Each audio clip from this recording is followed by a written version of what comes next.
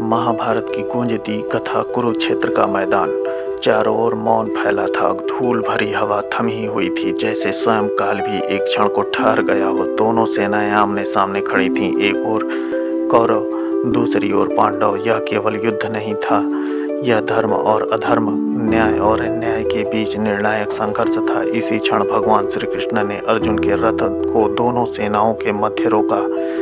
अर्जुन का मन विचलित था। अपने ही बंधुओं को सामने देखकर उसका धनुष ढीला पड़ने लगा। तभी श्री कृष्ण ने संकेत किया और शंखनाद हुआ। शंख केवल युद्ध की घोषणा नहीं करता, शंख ओमकार का प्रतीक है और दर्शाता है कि युद्ध क्रोध नहीं, धर्म के लिए लड़ा जा रहा है।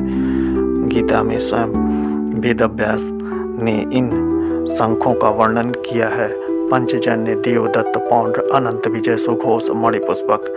ये शंख योद्धाओं के शंख से उनकी शक्तियों का पता चलता था। भगवान श्री कृष्ण का पंचजन्य शंख की उत्पत्ति असुर पंचजन के वध के बाद हुई थी। यह शंख ईश्वरी चेतना और सारथी रूप में परमात्मा की उपस्थिति का प्रतीक था। जब पंचजन्य बजता तो भय नहीं बल्कि विश्वास जन्म लेता। अर्जुन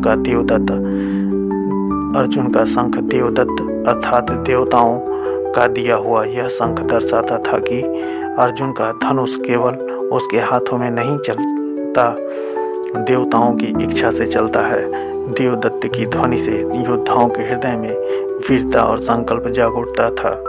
भीम का पौंड्र, यह सबसे भयानक और प्रचंड था। कहा जाता है जब पौंड्र बजता तो शत्रु सैनिकों के कान सुन्न हो जाते, हृदय कांप उठते और हाथों से शस्त्र गिर पड़ते।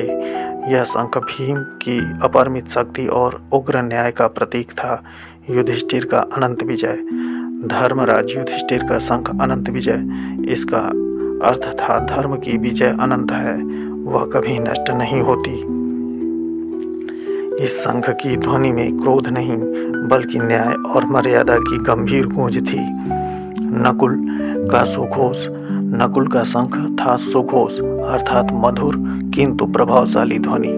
यह शंख दर्शाता था कि वीरता केवल उग्रता में नहीं, संतुलन और शालीनता में भी होती है। सहदेव मणिपुष्पक, यह शंख ज्ञान, ज्योतिष और दूरदर्शिता का प्रतीक था। इसकी ध्वनि मानव भविष्य की घोषणा करती थी कि अंततः सत्य की ही जीत होगी। जब पांडव और कृष्ण के शंख एक साथ गूंजे तो कौरवों के हृदय विदीर्ण कर दिए। यह केवल ध्वनि नहीं, यह काल का उद्घोष था। कथा का सार यह है कि महाभारत में हर योद्धा का शंख उसके स्वभाव, शक्ति और धर्म को दर्शाता है। कृष्ण का चेतना, अर्जुन का लक्ष्य, भीम का शक्ति, युधिष्ठिर का धर्म, नकुल संतुलन, सहदेव का ज्ञान। इसलिए कहा जाता है कि जहाँ शंखनाद होता है वहाँ केवल युद्ध नहीं, धर्म बोलता है।